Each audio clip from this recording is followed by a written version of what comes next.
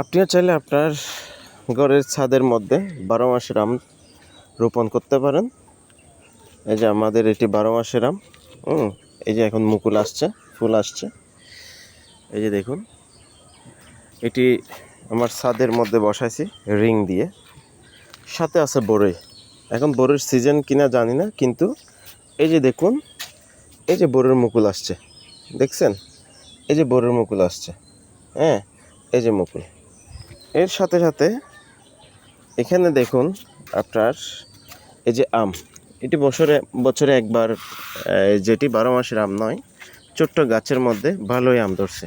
অনেকগুলো ধরছিল, যেহেতু বৃষ্টি হয় নাই, আম তেমন একটি লাগে নাই। এই যে দেখুন আম, হ্যাঁ, এ হচ্ছে ব্যাপার। আর যদি হয় আপনার এরকম একটি কমলা গাছ লাগাইতে পারেন, হ্যাঁ, এরকম ছাদের মধ্যে দেখেন আমাদের কতগুলো কমলা নয়, সরি, লেবু গাছ, তাও টপের মধ্যে কেন লাগাইছিলাম।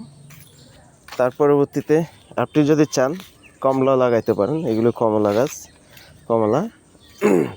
এ হচ্ছে আরেকটি কমলা। আপনি চাইলে আপনার ঘরের ছাদের মধ্যে এরকম একটি শখের একটি বাগান করতে পারেন। এখান থেকে আপনি আহামরি কিছু আদায় করতে পারবেন তেমনটা কিন্তু নয়, শখের বসে কিন্তু আপনি এরকম একটি বাগান করতে পারেন। ধন্যবাদ, ভালো থাকবেন।